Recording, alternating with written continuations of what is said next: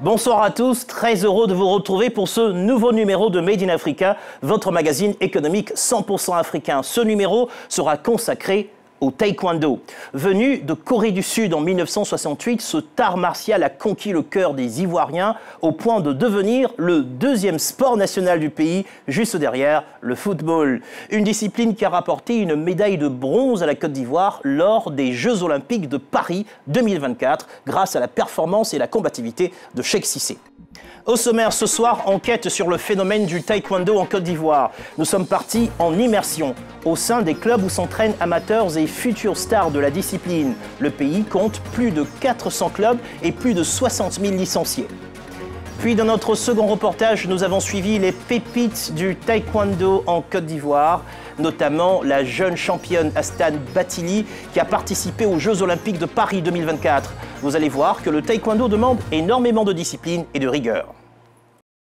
C'est un fait indiscutable. Depuis les premiers succès des champions ivoiriens de taekwondo, Cheikh Cissé, médaillé d'or à Rio en 2016, et Ruth Gbagbi, médaillé de bronze à Rio puis à Tokyo en 2021, le nombre de licenciés ne cesse d'augmenter en Côte d'Ivoire. Un phénomène qui devrait encore s'accentuer avec la très récente médaille de bronze obtenue par Cheikh Cissé lors des Jeux de Paris 2024. Pour saisir l'effervescence autour de ce art martial, Made in Africa vous emmène au cœur de la vie des clubs de taekwondo du pays. Un reportage de Marcus Podé, Ghislaine Mendonça, Théo Renaud et Oscar Noël-Sangran. Commune de Port-Bouet, il est 17h. La cour de cette école vibre au rythme des coups de pied de ces jeunes combattants et du cri offensif qui précède le mouvement.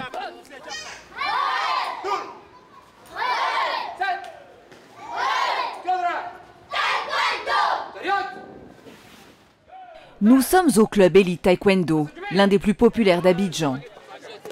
Depuis près de 3 décennies, le destin de centaines d'enfants taekwondoïstes s'écrit ici, dès le plus jeune âge.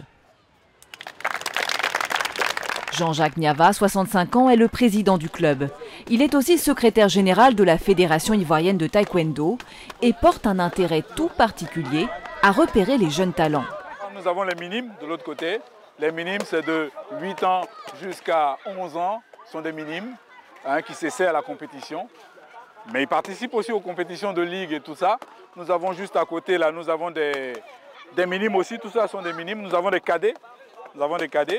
Et dans ce club, nous avons aussi des cadets qui sont à l'équipe nationale. Ils sont déjà quelques dizaines à avoir intégré l'équipe nationale de Côte d'Ivoire. C'est le cas d'Alexandre, 16 ans. Je suis dans le taekwondo depuis 2012, je m'entraîne, je suis ceinture noire 3e dan. Je m'entraîne pour être champion olympique, champion mondial aussi, pour faire honneur aussi à mon papa qui était maître de taekwondo. Comme Alexandre, nombreux rêvent ici du podium olympique. Mais pour y arriver, il faut commencer au plus bas de l'échelle, la ceinture blanche. Ici, on a Maître Mobio qui s'occupe des ceintures blanches. Les ceintures blanches, c'est la première des ceintures. C'est la ceinture de l'humilité, la ceinture du complexe où on a tous nos défauts encore. Donc, comme vous pouvez le voir là, ils apprennent vraiment la base, ils apprennent à marcher, ils apprennent à se déplacer, ils apprennent les rudiments, les outils qu'il faut pour demain devenir ceinture noire et pratiquer le taekwondo. C'est l'initiation. Le taekwondo, un art martial avec des mouvements très codifiés, que ces enfants répètent, parfois jusqu'à la tombée de la nuit. Chaque semaine, des milliers de taekwondoïstes s'entraînent partout dans le pays. Venu de Corée du Sud en 1968, cet art martial s'est rapidement diffusé pour devenir le deuxième sport national derrière le football. Un véritable engouement. Au cœur de cette discipline, les clubs, où les jeunes sont formés dès leur plus jeune âge, là où ils gravissent les échelons et s'affrontent lors de compétitions. Le pays en compte plus de 300 et pas moins de 50 000 licenciés. Made in Africa vous emmène au cœur de la vie des clubs de taekwondo.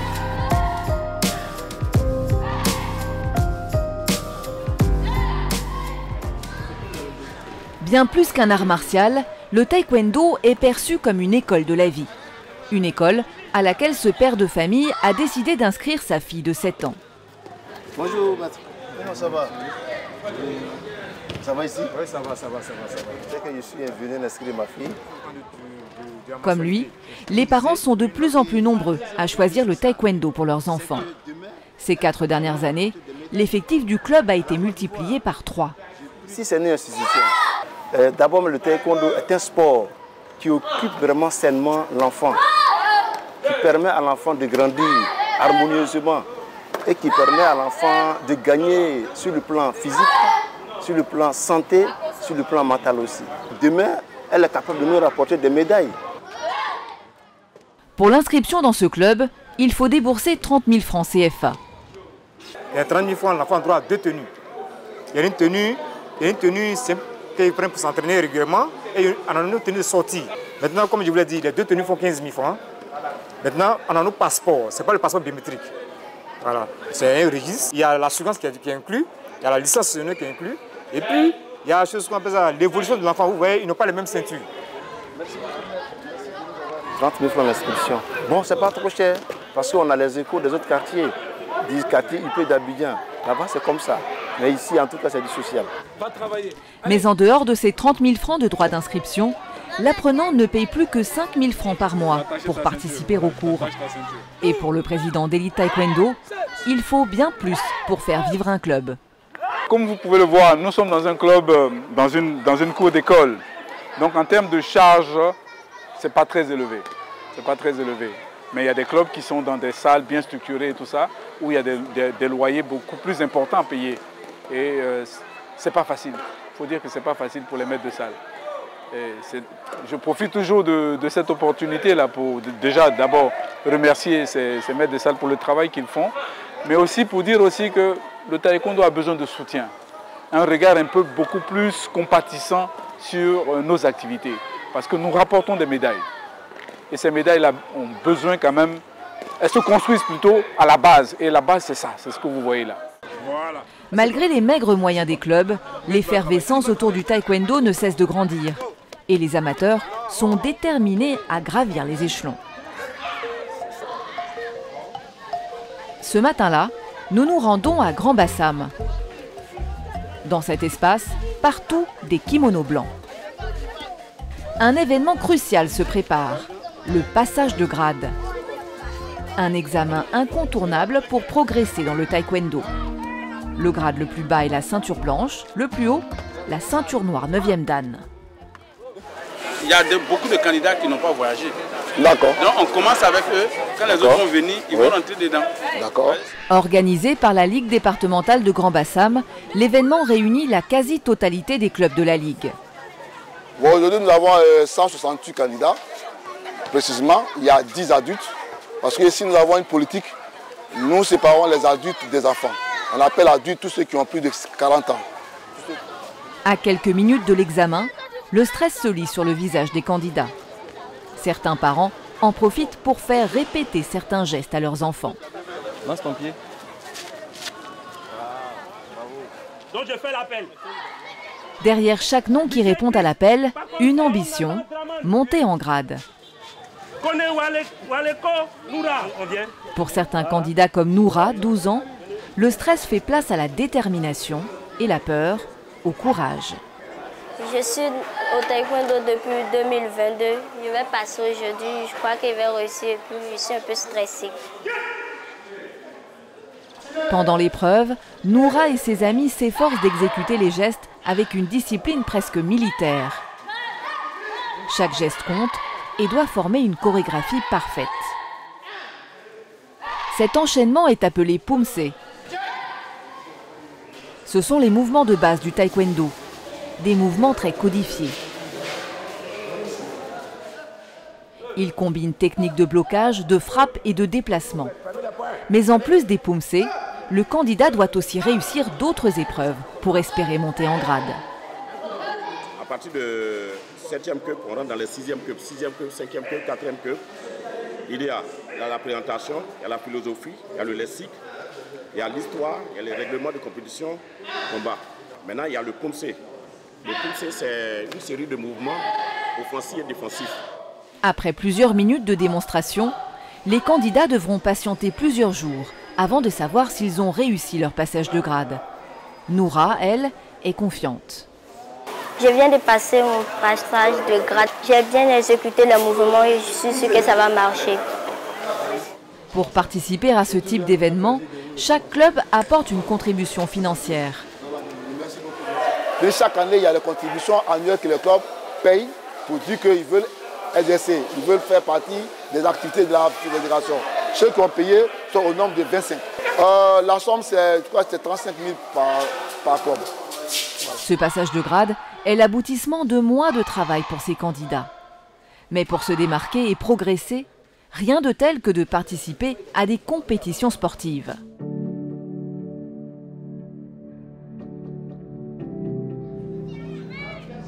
Cet après-midi à Port-Bouët, 15 clubs de la Ligue s'affrontent.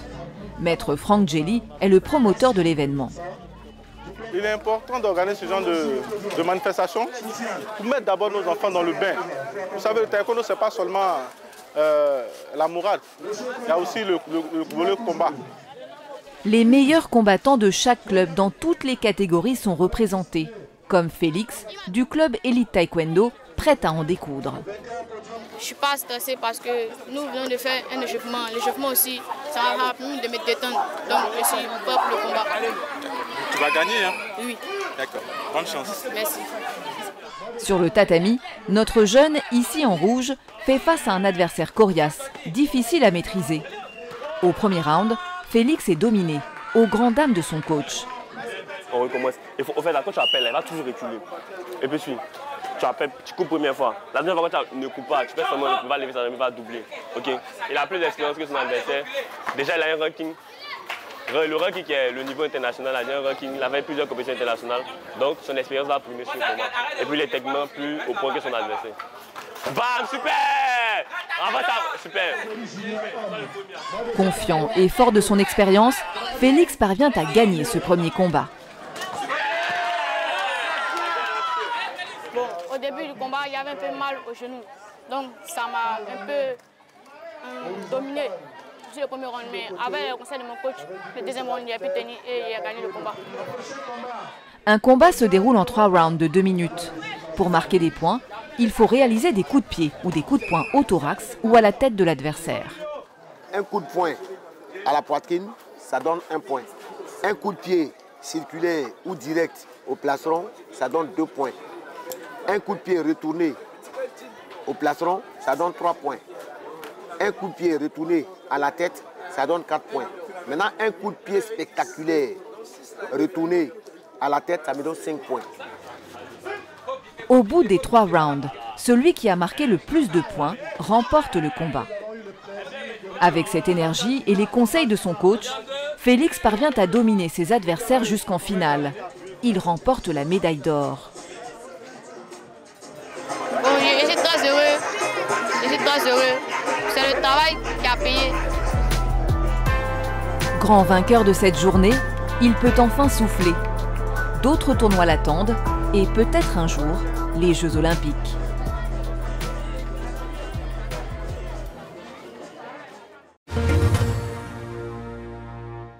De retour en plateau et ce soir, le plateau de Made in Africa prend une dimension olympique. Nous accueillons Cheikh Cissé, taekwondoïste professionnel, médaillé olympique. Avec lui, Jean-Jacques Niava, secrétaire général de la Fédération ivoirienne de taekwondo, et Thierry Connet, il est entraîneur principal de l'équipe nationale de taekwondo. Messieurs, bonsoir. Bonsoir. Alors, on est heureux de vous voir. On voit cette belle médaille de bronze. On a envie de vous poser cette question. Lorsque l'on ramène la seule médaille olympique de son pays et peut-être aussi, vous confirmerez, de sa région, comment est-ce qu'on se sent, Cheikh Cissé? Écoutez, c'est avec beaucoup de fierté. Vous voyez la dynamique dans laquelle la Côte d'Ivoire est. Hein, on a eu la CAN, on a des champions du monde en dictée, on a des champions du monde partout. Donc pour moi, c'était inadmissible que la Côte d'Ivoire revienne de ces Jeux Olympiques de Paris sans une médaille. Et donc voilà, cette médaille, c'est moi qui l'ai décrochée. Ouais.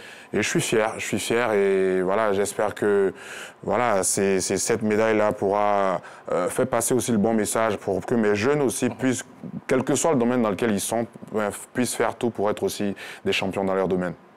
Alors, dans tous les cas, on vient d'apprendre une chose. Être champion olympique, c'est la mentalité. Il dit c'était inadmissible que la Côte d'Ivoire revienne sans cette médaille. Alors, on reviendra avec vous sur votre parcours. On a vu que le taekwondo est quand même le deuxième sport national en Côte d'Ivoire après le football. C'est quand même impressionnant, M. Niava. Oui. Parce qu'il y a toute une organisation derrière le taekwondo. Je pense aussi que le taekwondo, c'est une école de vie qui attire beaucoup et qui permet aux parents de pouvoir quand même canaliser leurs enfants. À travers le taekwondo, on leur enseigne beaucoup de choses. L'humilité, l'abnégation, la persévérance. Et je crois que aussi, sur le plan physique, on leur apporte beaucoup. Je crois que c'est tout cela qui motive cet engouement qu'il y a autour du taekwondo. Alors, concrètement, quand on est deuxième sport national derrière le football, on sait que c'est surprenant. Jean-Jacques Niava, question, comment est-ce que le taekwondo est arrivé en Côte d'Ivoire? Le taekwondo est arrivé en Côte d'Ivoire en 68 avec le grand maître Kim Myung-tae. Il était tout jeune en ce moment, il était 6e dan. Il est venu pour la promotion du taekwondo et ça s'est bien fait parce que avec lui, il y avait tout autour de lui le général Feu, général Ouassena, qui ont aidé à la création de la fédération de taekwondo. Et cette fédération a toujours été dirigée par des hommes de valeur. Et ce sont ces hommes-là qui, au fil du temps, ont permis à la fédération de s'asseoir et ont permis au taekwondo d'être aujourd'hui où le taekwondo est. C'est étonnant, donc c'est juste au lendemain des indépendances, oui. Carrément. Vous savez, dans le temps, on pensait que les arts martiaux étaient pratiqués par des voyous. Et quand on a découvert que derrière les arts martiaux, derrière le taekwondo, il y a des personnes de renom, des personnes de valeur, les gens ont compris que, attention, c'est pas fait pour les voyous, c'est fait pour autre chose, c'est fait pour des gens, c'est fait pour tout le monde. Et tout ça, ça a amené les gens au fur et à mesure à s'intéresser au taekwondo. Alors Thierry Connet, vous êtes aujourd'hui l'entraîneur de l'équipe nationale de taekwondo. On a vu dans le reportage qu'une des responsabilités des coachs, c'est de déceler les talents. Alors est-ce que c'est important de les repérer justement dès le bas âge? Merci beaucoup. C'est très important de repérer des talents dès le bas âge. La détection se fait dès les clubs afin de pouvoir voir les athlètes, les élèves en train de travailler. Lorsqu'on voit leurs aptitudes, on les coopte et on les amène à pouvoir exceller. Concrètement, quelles sont les qualités que vous recherchez? Au niveau des qualités, il y a les aptitudes physiques. Oui. Les qualités physiques. À côté des qualités physiques, les qualités mentales. Si quelqu'un n'est pas apte à être souple, on peut compenser ça par sa condition physique et puis l'aider maintenant à être le meilleur. On commence à quel âge? On commence pratiquement à 4 ans. À 4 ans. Cheikh Cissé, est-ce que vous aussi, vous avez commencé jeune? Si, à 6 ans. 6 ans? Oui, à 6 ans, à Boaké. À Boaké? Oui. Déjà, donc dans un club, dans une salle, comment c'était? Oui, dans un club, j'ai commencé d'abord par le Shotokan. Oui. Et après que mon père soit affecté à Abidjan, j'ai continué avec le taekwondo. Je vois sur la table, ici, un livre. C'est Grand coup, grand destin. Pour la préparation de l'émission, j'ai cherché le livre. Est-ce qu'il est déjà en rayon? Non, pas encore. Mais la communication a commencé très fort. Si, bien sûr. C'était important pour moi, voilà, après tout ce que j'ai pu faire pour ce sport, pour mon pays, de me raconter, raconter mes débuts, mes faiblesses, mes victoires, mon fighting spirit. Et pour moi aussi, c'est très important l'éducation. Et je pense que la meilleure manière de transmettre, c'est par la lecture. Donc moi et mon équipe, on a décidé de faire un livre. Et voilà. On va le découvrir. Alors, grand coup, grand destin, on estime que votre parcours n'a pas été de tout repos. Bien sûr, ça n'a pas été de tout repos. Et c'est pourquoi j'ai décidé de raconter. Parce que voilà, généralement, quand les gens voient des gens réussir dans leur discipline, voilà, ils ont tendance à penser que tout a été facile. Et pour moi, c'est de dire à ces jeunes, à la jeunesse, mes frères jeunes, que voilà, ça n'a pas été facile, mais on a persévéré. Alors, on salue tous ceux qui créent cet écosystème qui permet à la Côte d'Ivoire de continuer d'avoir des champions et des médailles. Mais il n'y a pas que des champions. Tout le monde ne vient pas pour être athlète professionnel. Il y a des personnes qui viennent pour plusieurs motifs. On a vu santé, conditions mentales et tout ça. Finalement, qu'est-ce qui fait que les parents sont portés à envoyer leurs enfants vers des clubs pour les faire inscrire? Le souci de faire d'eux des citoyens modèle. La pratique du taekwondo amène l'athlète à devenir le meilleur pour lui et puis pour les autres. Donc ça aide beaucoup. Les parents sont amenés par les résultats qui ont été donnés à inscrire leurs enfants. Et puis en plus de ça, ça les aide sur plusieurs plans. Sur le plan cognitif, au niveau des études et surtout sur leur santé aussi. C'est que du bénéfice. On a envie aussi de savoir votre stratégie de communication parce qu'il y a quelques mois, on était à peu près à 46 000 licenciés. Après, on est passé à 50 000. Là, on est à plus de 60 000. Et vous avez un chiffre plus précis que ça? 68 000. 68 000. Il y a quelques mois, on était à 350 clubs. 479 clubs. 479. Concrètement, qu'est-ce qui crée... Je vous regarde, je pense que vous avez contribué à ça aussi. Mais je veux vous entendre le dire. Qu'est-ce qui crée cet engouement autour du taekwondo? Alors, je vais parler comme un commercial. Cissé, Ruth et autres, nos champions, les Harons et tout ça, c'est la vitrine. Et derrière, il y a tous ces clubs-là qui s'est créés. Ouais. Je pense aussi que c'est la politique du gouvernement ivoirien. Vous savez, le président Alassane Ouattara a mis la jeunesse au cœur de son projet en initiant l'année de la jeunesse. Et donc, c'est une année où, voilà, quel que soit le domaine dans lequel on est, on fait tout pour être les champions. Et moi, je suis un fruit de cette année-là. Alors, concrètement, là, on se rend compte que c'est le deuxième sport populaire en matière de nombre de personnes, non seulement qui y participent, mais également qui l'aiment. Premièrement, mais deuxièmement, on se rend compte que c'est... En termes de résultats. En termes de résultats, oui. On est numéro 1. On a envie de savoir, monsieur de la fédération, comment vous êtes financé? Alors, en termes d'apport, nous ne vivons que de nos licences, c'est-à-dire la vente des licences de tous ces enfants que vous avez derrière vous, là. Et l'État nous finance les compétitions. Ouais. Mais pas toutes les compétitions, parce que l'État, dans un calendrier qu'on affiche, l'État va choisir un certain nombre de compétitions. Pourtant, nous, on a un budget qui est très élevé. Parce que quand Cissé me dit « je dois aller à Bakou, je dois aller à gauche, à droite », c'est tout de suite. C'est tout de suite. Sinon, le mec, il n'est pas content, là. Hein. Ouais. Il n'est pas content, son équipe n'est pas contente. Il faut trouver les moyens. Et parfois, ce n'est pas facile. C'est-à-dire qu'on n'a pas suffisamment de moyens. On n'a pas suffisamment de moyens pour vraiment atteindre nos objectifs. On ferait beaucoup plus de champions que cela. Ouais. Mais on n'a pas de moyens. On n'a pas de sponsors. OK, mais alors, les coachs, ils sont rémunérés. Est-ce qu'aujourd'hui, il y a des professionnels du taekwondo? Oui, je dirais entre guillemets. Ouais. On vise justement cette professionnalisation du taekwondo. C'est ce qu'on essaie de vivre. Je prends le cas, par exemple, de coach Thierry. Il est à 100% dans le taekwondo. Il faut bien lui trouver quelque chose à la fin du mois. Il faut bien qu'il vive de quelque chose. Et ça, c'est sur les ressources internes de la fédération qu'on va puiser. Et ce n'est pas toujours évident, ce n'est pas toujours facile. Il y a des maîtres de salle qui ont des clubs qui vivent de cette activité-là. Mais c'est encore un peu, on va dire, nous sommes en train d'organiser ça. Alors, il y a quand même des personnes qui ouvrent, je ne sais pas si ça s'appelle dojo également. Des dojang. Des dojang. Des do? Dojang. Dojang, très bien. C'est au pluriel. Non. Dojo, c'est japonais. Dojang, c'est coréen. Dojang, c'est coréen. Voilà, merci pour la pédagogie. Ils ouvrent des dojangs et ils s'en occupent. Et quand on voit à peu près les revenus, on se demande, est-ce qu'ils en vivent ou alors finalement c'est du bénévolat? Est-ce qu'ils sont obligés d'avoir deux métiers à la fois, notamment les coachs? Okay, parlons des coachs. Généralement, les maîtres de salle ont 2 emplois. Ils ont leur emploi et puis ils font le taekwondo à côté. Mais pour un maître de salle qui décide de faire le taekwondo comme son activité, il suffit qu'il soit très organisé. Lorsqu'il est bien organisé, il peut se servir des fonds apportés par ses athlètes pour pouvoir vivre de son art.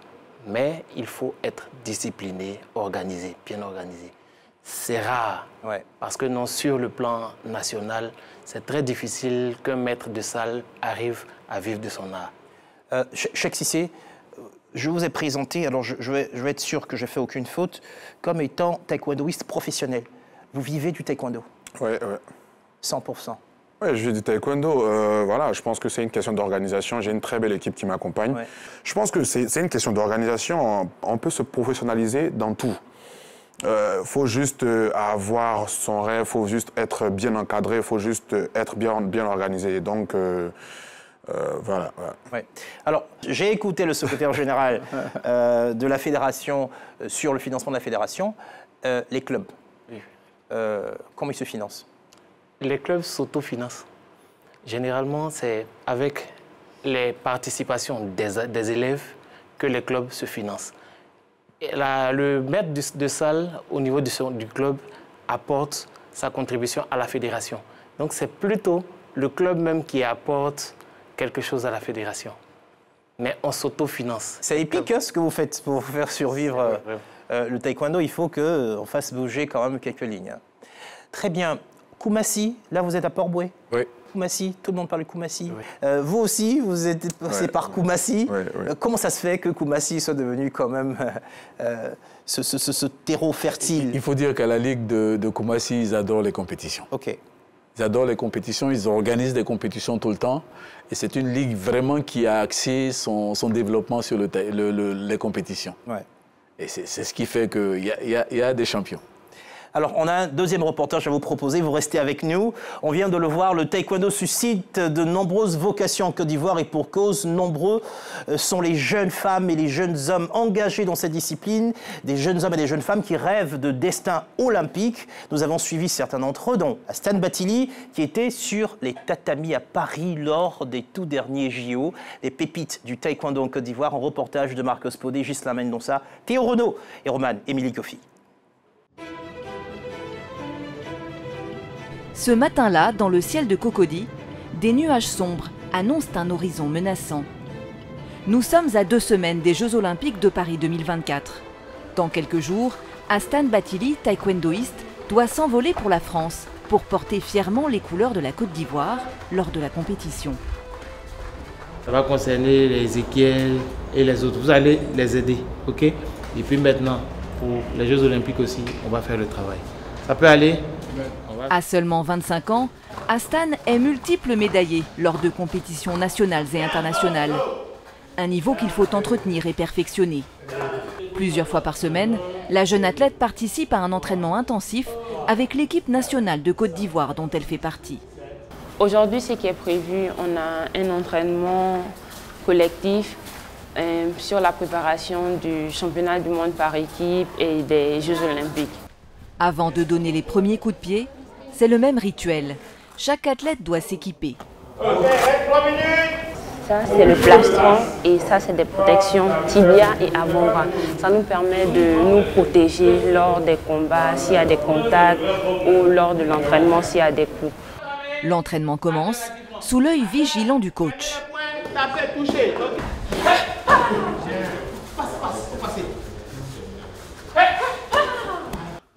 Technique de combat, enchaînement de coups de pied, exercice de conditionnement physique, l'entraîneur de l'équipe nationale veille sur son poulain. Astan, c'est de la bonne graine. Elle a beaucoup d'aptitudes naturelles et puis physiques qui peuvent l'aider à faire la surprise aux Jeux Olympiques. Nous sommes spécifiquement sur le travail technico-tactique et on travaille ce qu'on va faire à tous les moments de la compétition, à tous les moments. C'est-à-dire, lorsque l'athlète sera sur le tapis, il saura quoi faire à quel moment. C'est ce qu'on est en train de travailler et ce travail-là est minutieux et particulier. Pour la première fois de sa carrière, Astan Bathily représente la Côte d'Ivoire aux Jeux Olympiques.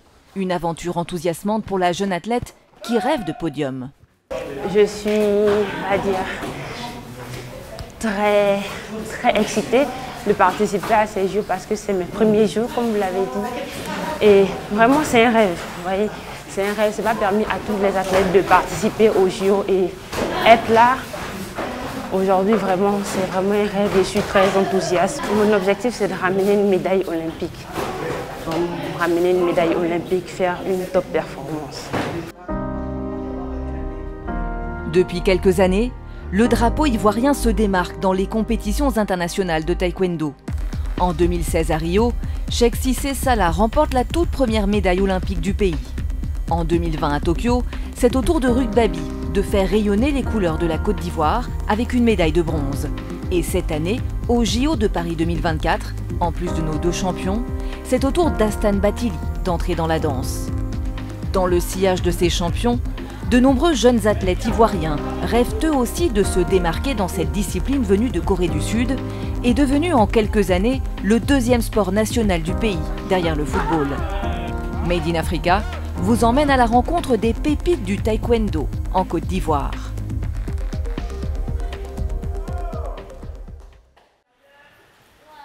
Cet après-midi, C'est à Koumassi, dans son club de formation, où elle a toujours ses habitudes, que nous retrouvons Astan Bathily. Ici, tous les yeux sont rivés sur elle. 1, 2. Mais le combat a passé par-dessus l'épaule de l'adversaire. Ok? Top.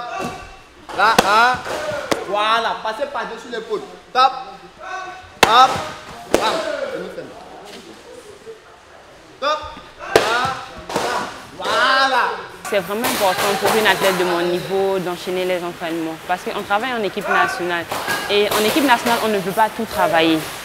Donc quand tu reviens au club, on peut retravailler des entraînements, genre des techniques spécifiques ou voir qu'est-ce qu'on n'a pas trop travaillé en équipe nationale, plus basé sur mes défauts et autres et aussi travailler sur mes forces pour pouvoir les améliorer. Donc c'est vraiment important d'avoir d'autres entraînements en dehors de l'équipe nationale. Formée à Abidjan dans ce club, c'est pourtant en Allemagne, à plus de 8000 km de la Côte d'Ivoire, que la jeune Astan donne ses premiers coups de pied professionnels, qui vont propulser sa carrière. Dans sa catégorie, l'Ivoirienne rafle de nombreuses médailles lors de compétitions européennes comme l'Open d'Allemagne, l'Open de France et bien d'autres. De retour dans son pays en 2021, elle doit se réadapter. Au début, c'était un peu compliqué. C'était un peu compliqué vu que c'était une athlète qui revenait de l'Allemagne. Bon, revenir en Côte d'Ivoire, venir travailler avec un coach qui vient aussi à peine de commencer. Donc, du coup, on n'arrivait pas trop à s'entendre.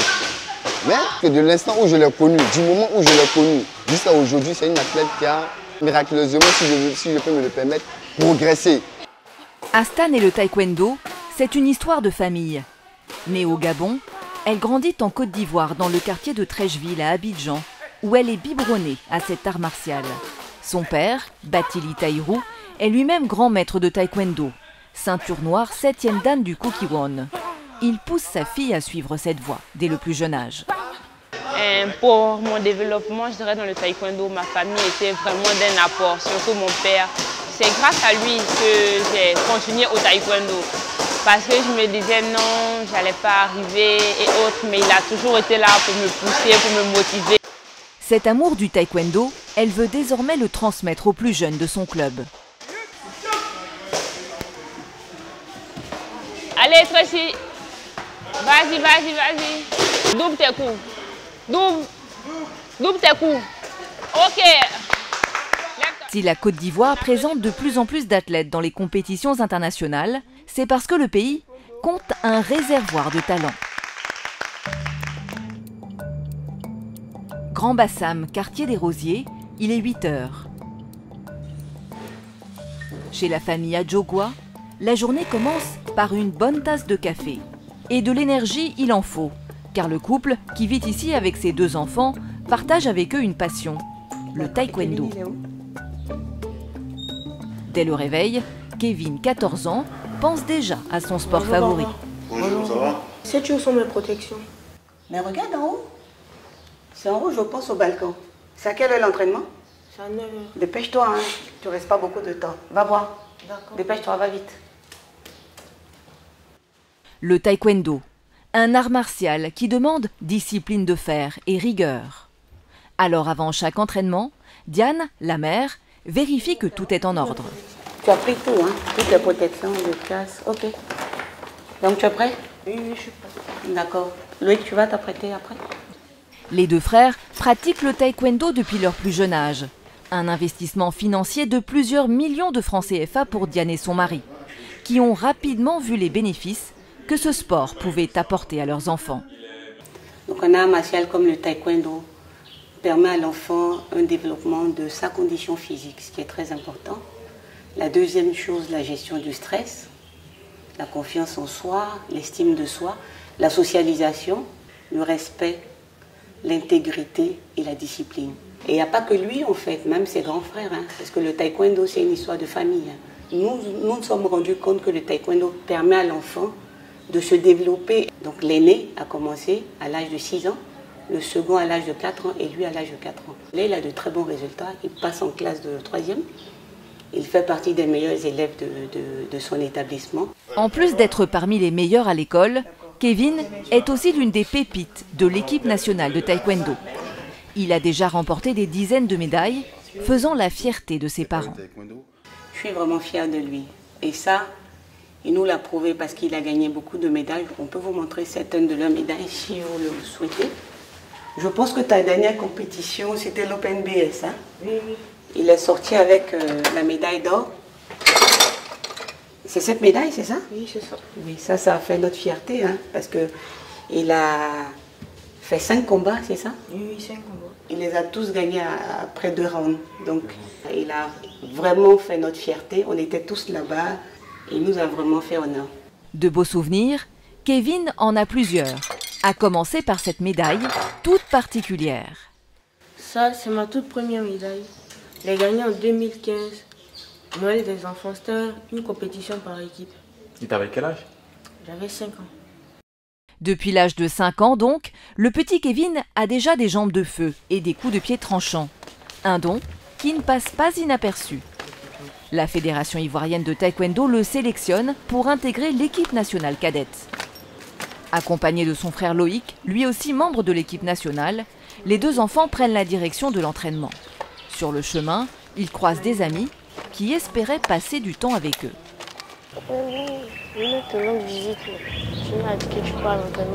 Moi, je fais du judo et fais du taekwondo. Moi, je vois que moi, je suis fière de lui parce que c'est quelqu'un de très intelligent aussi. Et puis, avoir une ceinture noire à son âge, c'est pas facile. Priorité au taekwondo. Les copains vont devoir attendre une prochaine fois. 1 heure de route pour rejoindre Cocody et le centre ivoiro-coréen. Comme Kevin et son frère, une dizaine d'enfants de l'équipe nationale cadette sont aussi présents. Avant de débuter l'entraînement, une séance de prière collective pour se mentaliser.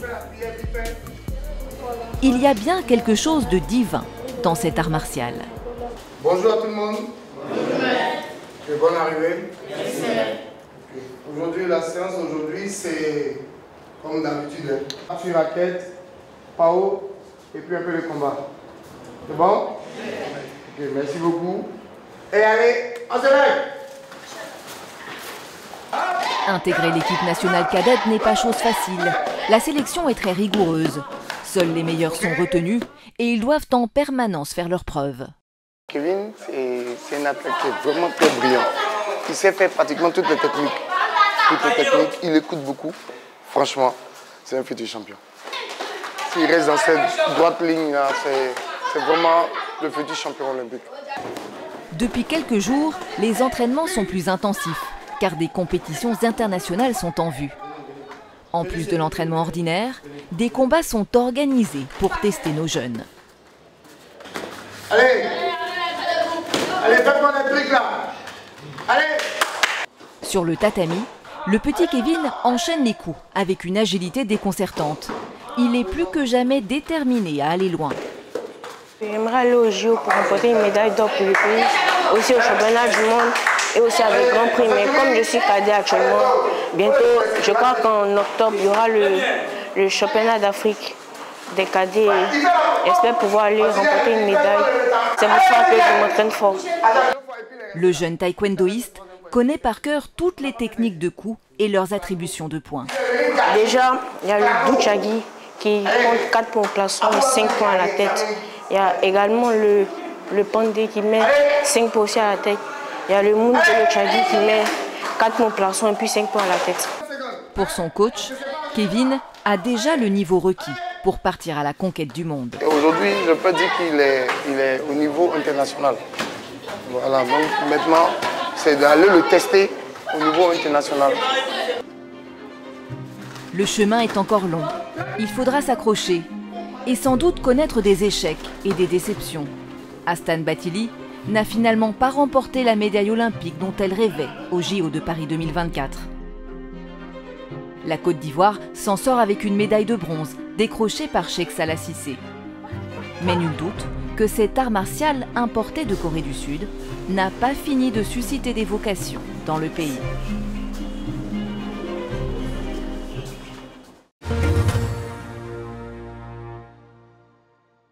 Je pense qu'on pourrait quand même Alors, c'est la première fois qu'on fait ça dans Made in Africa, mais oui, on est dans une atmosphère de victoire olympique. Merci, merci Cheikh. Alors, je me pose souvent la question, quand on est champion du monde, quand on est champion olympique et qu'on voit des jeunes qui disent « Moi, je veux être champion du monde, champion olympique », sachant que nous, on a déjà fait le parcours. Je me demande comment on se sent après ce reportage.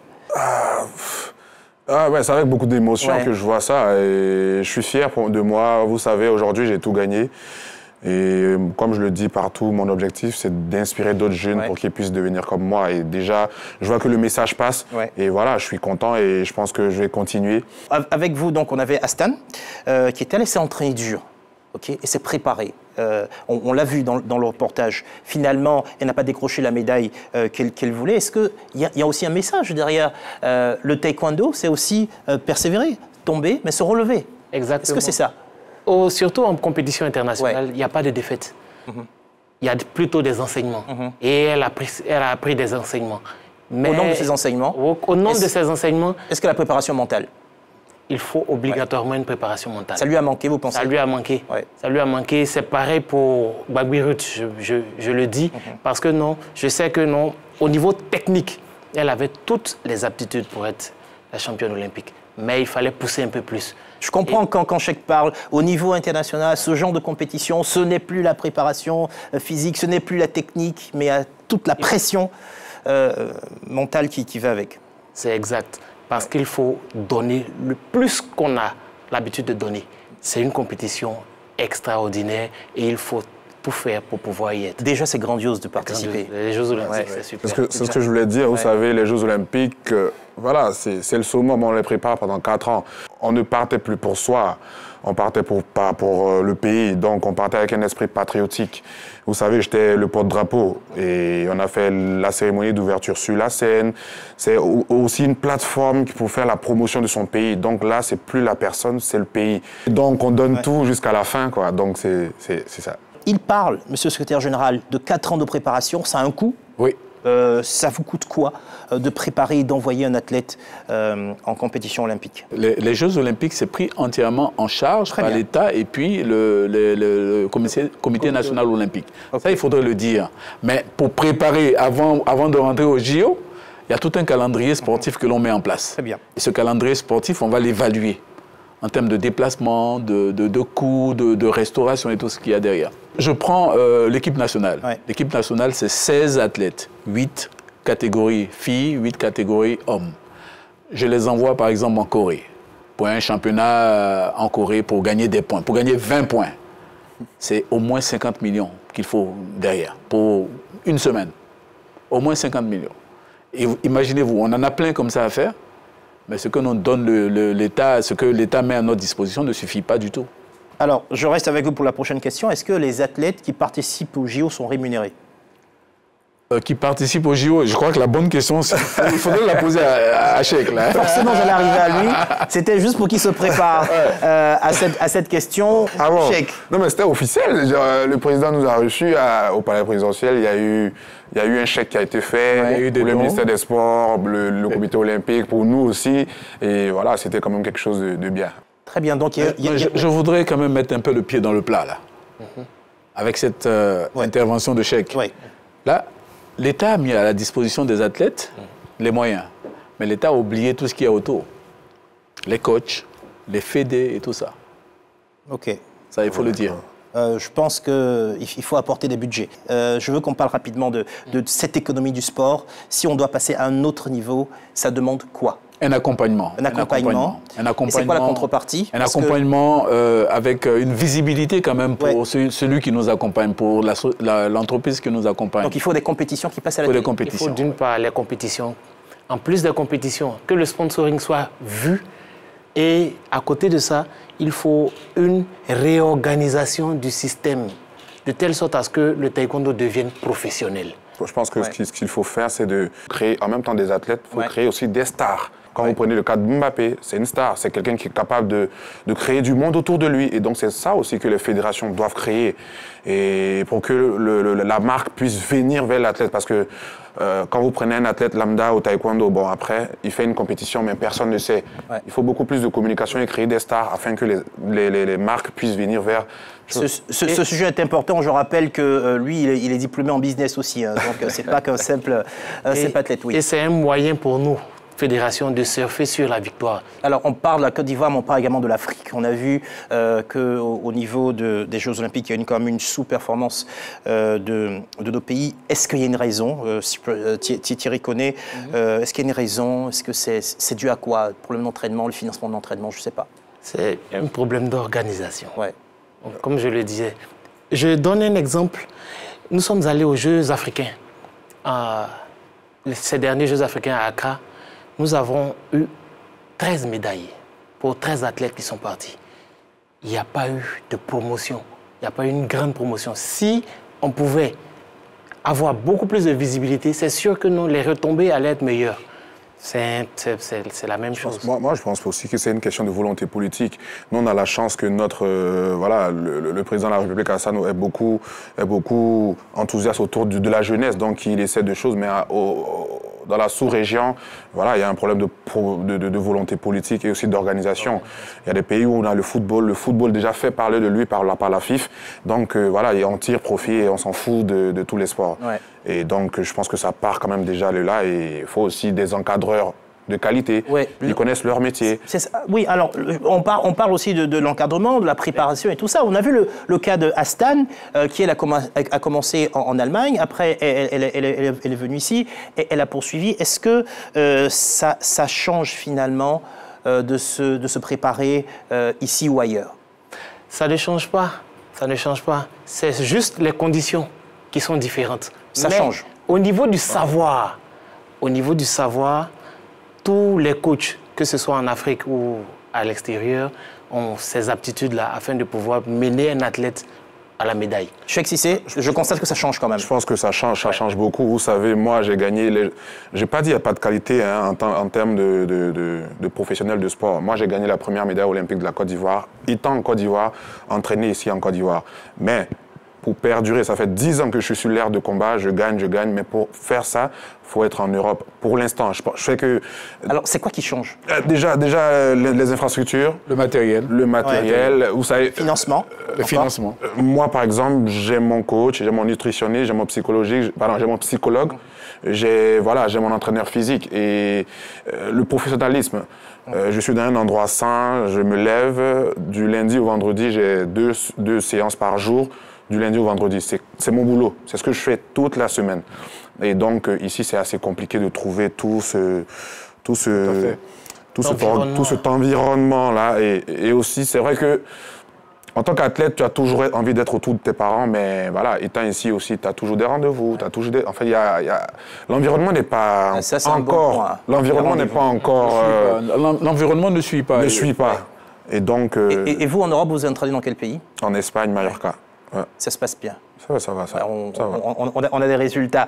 Écoutez, vous entendez tout ce qu'on dit. On a envie, nous déjà, je ne parle même pas de l'Afrique, la Côte d'Ivoire, on est une grande nation. On a envie, nous aussi, d'avoir toutes ces infrastructures. On a envie aussi qu'au-delà de la Côte d'Ivoire, les pays africains puissent avoir de plus en plus d'infrastructures. Alors comment on fait aujourd'hui pour augmenter les performances de nos pays africains dans les grandes compétitions internationales? Bon, je pense qu'il faudrait déjà commencer par le matériel. Parce que quand je prends Cheikh en Espagne, ils s'entraînent sur du matériel électronique, entièrement électronique. Quand vous regardez les jeunes dans le reportage, là, ils donnent des coups de pied. Mais ce n'est pas tous les coups de pied qui marquent. Donc il y a beaucoup de débauche d'énergie pour rien du tout.